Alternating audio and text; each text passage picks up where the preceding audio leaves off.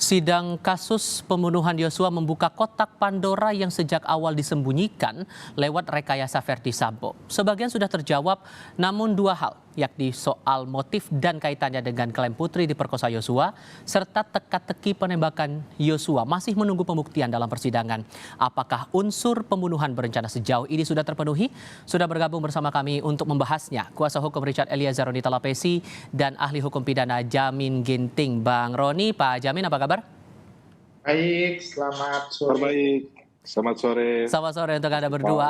Bang Roni, yang Anda cermati dari proses sidang sepanjang dalam 2 hari belakangan ini, masalah motif nih terutama saya mau singgung. Tampaknya tidak terbukti ya, terlebih Anda sudah memegang keyakinan pertama kali terutama klien Anda bahwa tidak ada pemerkosaan di sini. Betul, Mas Tifal, bahwa apa yang dicoba mereka membangun konstruksi hukum tersebut, kalau pengamatan dari kami tim penasihat hukum malah terpatahkan ya di persidangan ya.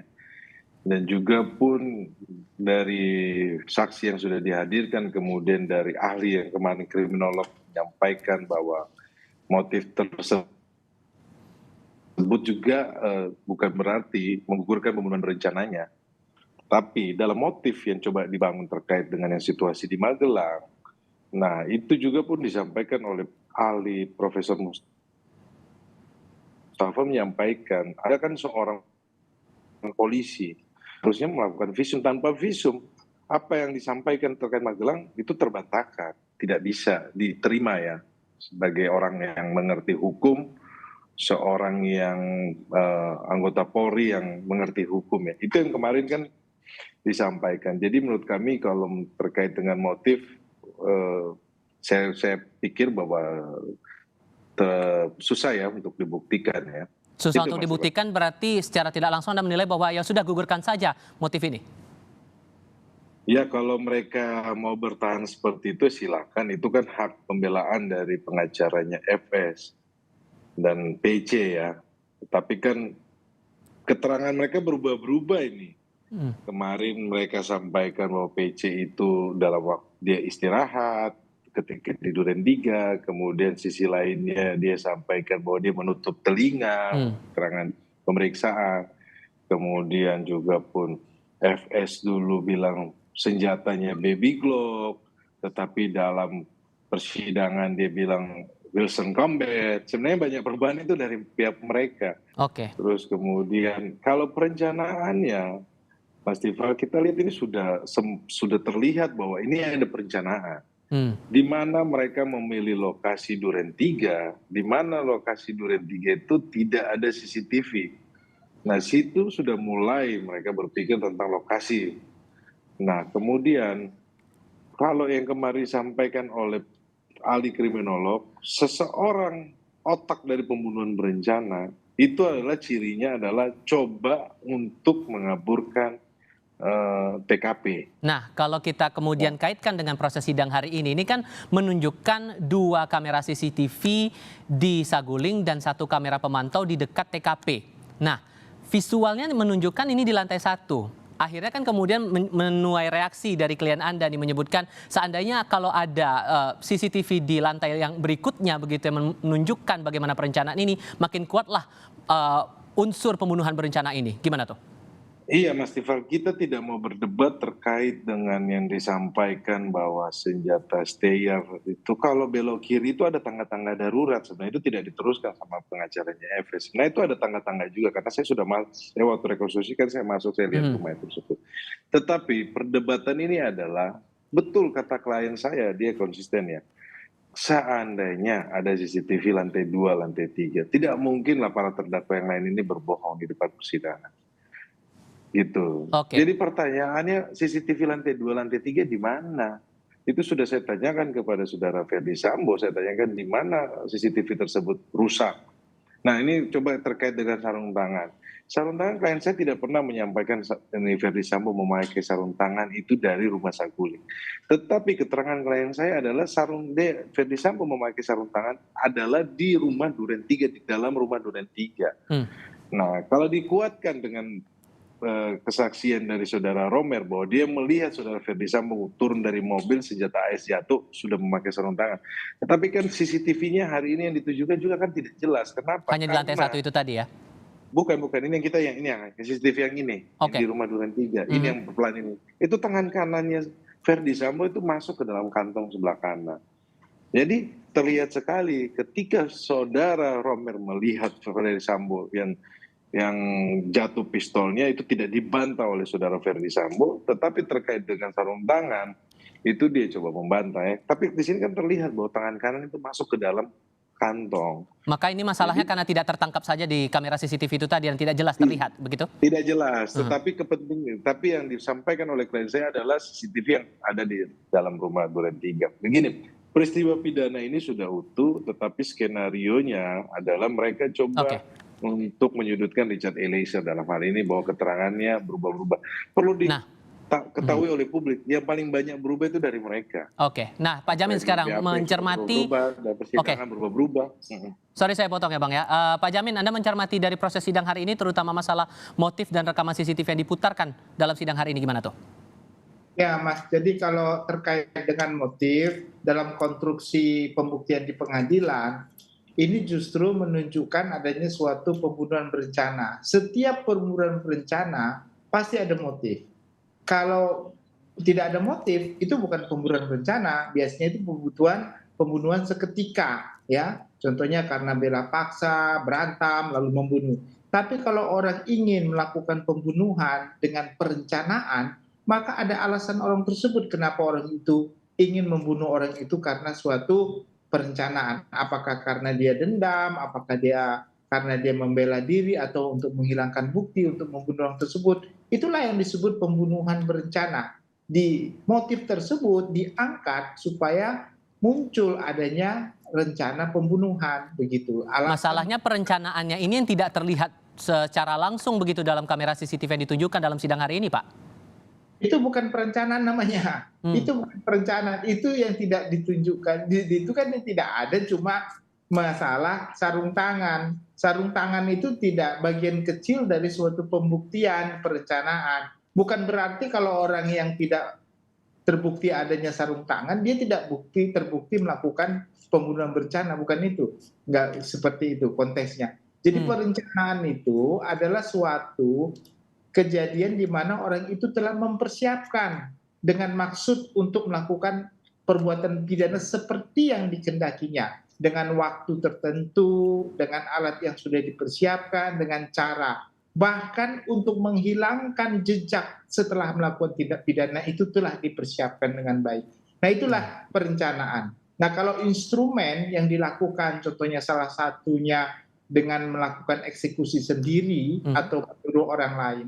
Kalau dalam konteks sarung tangan itu cuma ingin menunjukkan kalau sebenarnya apakah Ferdi Sambo tersebut melakukan pembunuhan itu ikut melakukan eksekusi sebagai orang terakhir, penembak terakhir, matikan atau tidak begitu. Nah, pertanyaannya kemudian tadi kan pernyataan Anda pasti ada motif di balik pembunuhan berencana ini. Kalaupun kemudian dipakai motif perkosaan sementara visum tidak ada sebagai kunci bahwa itu betul ada pemerkosaan atau tidak. Jadi motifnya gimana untuk menggali ini? Nah, jadi setiap motif dalam suatu perbuatan pembunuhan itu tidak selalu dibuktikan di dalam pengadilan, kecuali itu sebagai alasan untuk membenarkan suatu perbuatan dengan suatu putusan tersendiri.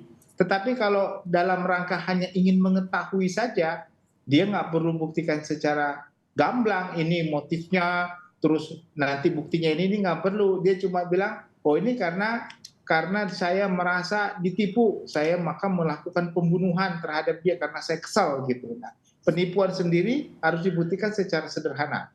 Nah, itu bisa diyakini hakim, tapi bisa juga tidak diyakini hakim. Tapi kalau motif itu dilakukan contohnya karena saya diperkosa.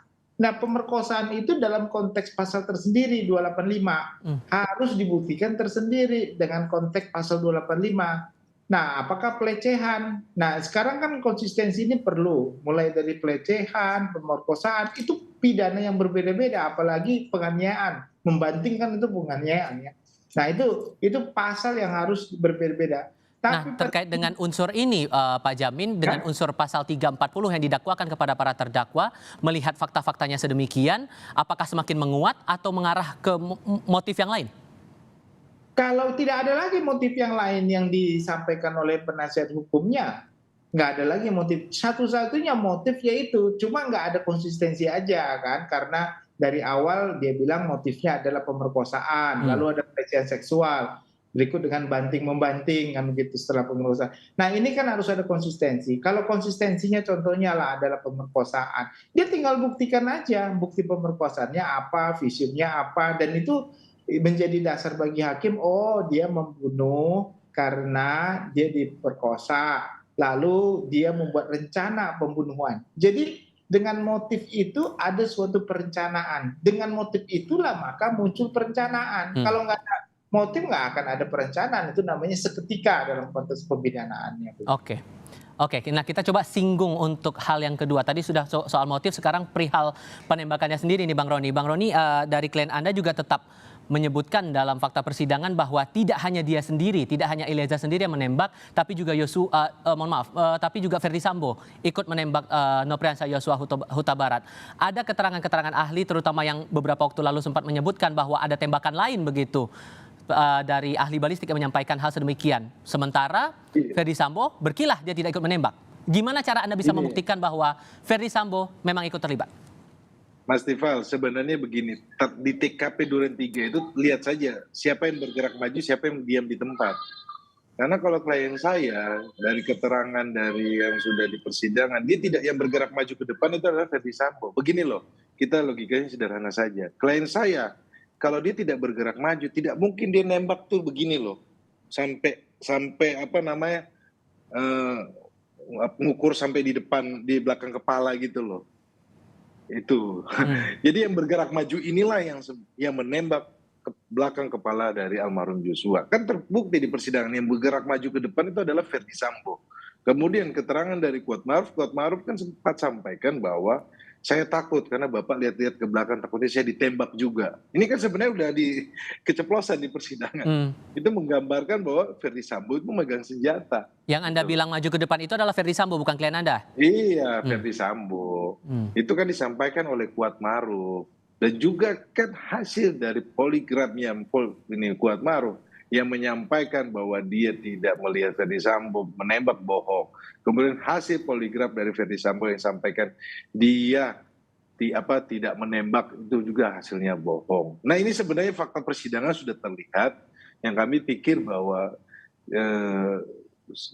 persidangan ini kan mulai mengkerucut ini, sudah nanti besok masuk ke ahli pidana, kemudian terkait dengan 340, 338. Tetapi mengenai alat bukti semuanya sudah jelas bahwa sini ada pembunuhan berencana, otak dari pembunuhan berencana tersebut adalah Ferdi Sambo dan PC. Kemudian terkait penembakan, klien saya konsisten sampaikan bahwa ada penembak Ferdi Sambo juga, dan sudah terungkap di persidangan petunjuk-petunjuk. Nah buat kita apalagi yang mau diperdebatkan lagi kan? Oke. Nah, respon Anda nih Pak Jamin soal ini, apakah yang Anda perhatikan sulit nggak sih mencari penembak lain terhadap Nopriansah Yosua Huta Barat ini? Sebenarnya kalau TKP-nya tidak rusak dari awal itu sangat gampang. Yang penting dari awal kan sudah TKP-nya sudah ada yang darah sudah dibersihkan, lalu orang yang hadir di situ juga banyak sudah megang ini megang itu dan segala macam ya, sehingga forensic investigation-nya sudah sangat lemah begitu karena bukan original lagi. Nah ini yang menjadi permasalahan awalnya, ditambah lagi dengan barang-barang yang pindah dari satu penyidik ke penyidik lain. Anda bayangkan itu 3, mulai Jakarta Selatan masuk ke Polda atau Barreskrim, baru Satgasus, itu kan sudah banyak sekali orang yang bolak-balik ke tempat tersebut begitu. Nah itu agak lemah. Tapi yang perlu kita lihat, penembak terakhir yang mematikan itu ternyata ada, dan pelurunya orang nggak bisa mengidentifikasi. Bahkan ahli balistik yang kemarin juga ahlinya nggak bisa juga mengidentifikasi serpihan itu dari peluru yang mana, tapi ada penembak terakhir yang mematikan. Nah pertanyaannya, penembak terakhir yang mematikan itu pelurunya pasti berbeda dan dari arah yang berbeda. Nah kalau begitu, di situ ada siapa? Di situ ada Baradae, ada FS, ada RR, ada Kuat Maruf. Nah di Kuat Maruf sama RR kan nggak mungkin menembak. RR sudah menolak. Kuat Maruf takut Ibu Pece di dalam. Cuma dua yang menembak, Baradae atau sama FS. Di situ ada dua tembakan yang berbeda. Ya berarti di antara mereka berdua-dua untuk Saking sulitnya membuktikan sampai akhirnya keluarkanlah CCTV ini untuk pembuktian di persidangan, begitu ya Pak ya? ya itulah akhirnya CCTV ini menunjukkan, kan dari pertama sudah dikasih tahu sebenarnya dia berbohong, dia mati, saya belum datang dia sudah ada tembak menembak, kan begitu kan, karena dari awal kan sudah ada tembak menembak, saya belum datang, tapi akhirnya yang lain bilang oh bukan, Joshua-nya masih hidup, pas Bapak datang Joshua masih hidup, berarti kan dia ada di situ pada saat penembakan tersebut sudah terbukti, tinggal sekarang apa bisa nggak dia menyangkal kalau dia tidak ikut menembak, itu saja yang Nah, soal lainnya nih Pak Jamin, soal sarung tangan yang kemudian ditunjukkan ternyata itu tidak dikenakan dan itu pun kemudian ditangkis begitu oleh kuasa hukum dari Verdi Sambo bahwa tidak ada tuh buktinya kalau di dalam rekaman CCTV tadi, Kemila tuh. Ya itu sayangnya tadi sudah dikatakan CCTV di Duren 3 itu di mana? Kenapa kok rusak begitu, kapan rusak? Keterangan FS saja terkait dengan kerusakannya itu aja berbeda-berbeda dengan asistennya ya yang mengatakan saya yang lihat sudah rusak. Nah ini kan sebenarnya itu barang bukti yang sangat dominan dan berarti ya begitu. Nah tapi sekali lagi saya katakan sarung tangan itu terkait dengan apa? Terkait dengan apakah ada rencana dia untuk melakukan pembunuhan seketika pada saat itu ikut melakukan penembakan. Nah, kalaupun nanti seandainya ya hakim menilai, oh itu sarung tangan dari Saguling nggak ada, di Duren 3 di mobil nggak ada, tetapi ada di kantong dia dan digunakan di dalam rumah karena Robert lihat, Baradae lihat begitu. Nah berarti kan keadaan itu dua saksi yang menerangkan ada sarung tangan di dalam rumah. Itu aja yang ditanya. Ini masih akan kita lihat sejauh mana proses persidangan ini dan besok masih akan berlanjut lagi. Pak Jamin Ginting terima kasih dan Bang Roni Talapesi juga terima kasih sudah berbincang bersama kami hari ini di Kompas TV. Sehat selalu.